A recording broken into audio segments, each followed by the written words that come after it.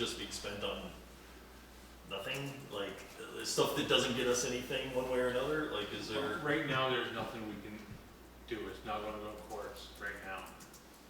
My intention with that is, when the DRA rules on it, we don't have any plans to go to court with the DRA.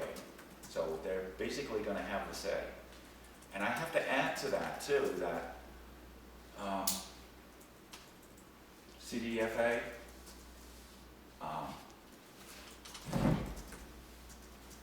as you heard from the letter Leaf read, they liked our application, they liked the application, and they're ready to award the grants. And they understand that, our attorney spoke to them. They understand the issue with the forgivable loan and the grant, and they're willing to do basically whatever it takes to move this process forward. DRA is. No, Sorry, so that- CDFA, see, sorry. I don't know what the DRA will do. They're really not divulging what they'll do. And if you listen to the library trustees, they've gone to the DRA, and for some reason they were surprised that the selectmen had been to the DRA. But we are doing our due diligence by alerting what's coming down the pike to the DRA. And we don't want to go into any protracted legal situation, but when the DRA rules, it's pretty hard to fight the state. So that's basically what's going to happen.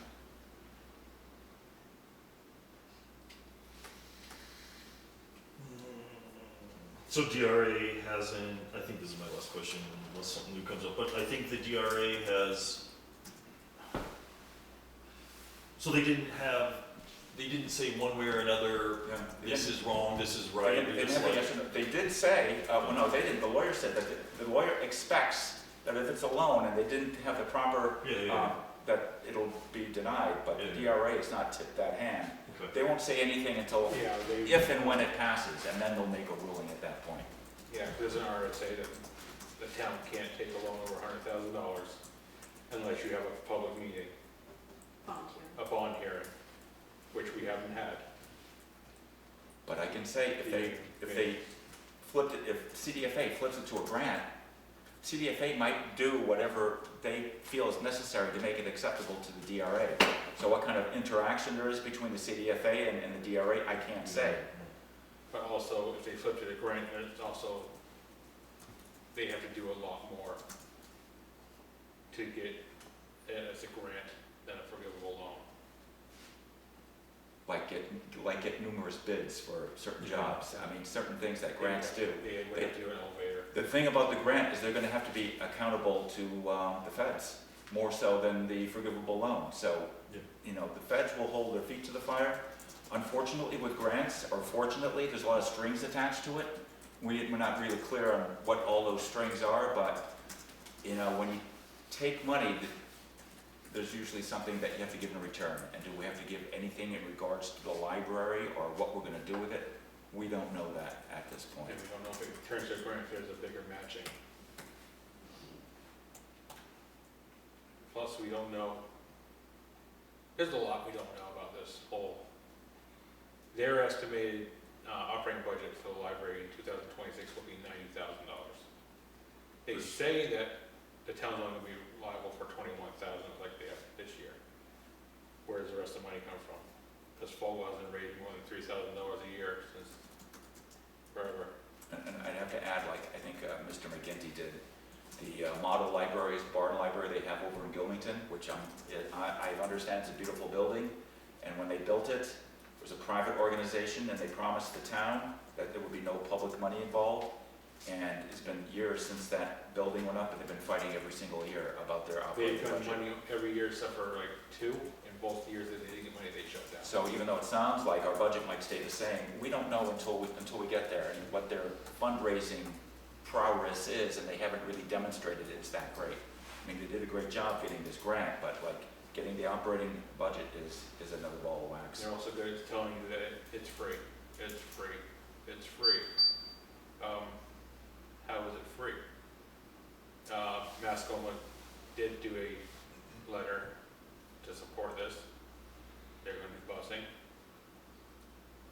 That means their budget goes up. It still turns around in your taxes. So there's nothing really free. Because everyone should know. I do have one more comment, sorry. Since I called Deb out at the deliberative, I feel it's only fair to call you guys out. Like, I keep hearing you guys say grant, but it's not a grant. Yeah. Like, it's a forgivable loan, like everybody keeps, and I understand because we've heard grant so long, but it's not a grant. It's No. a forgivable loan.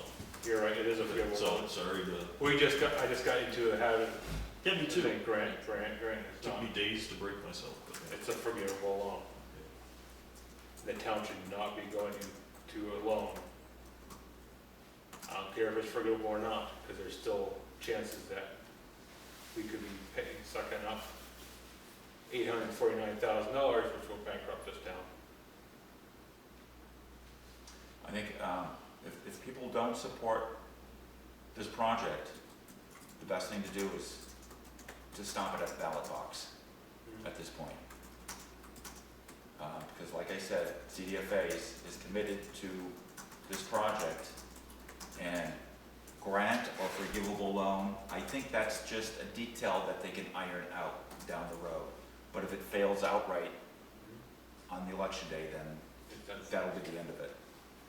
And in no way am I saying don't support the library. Always support the library, it's great to have in town.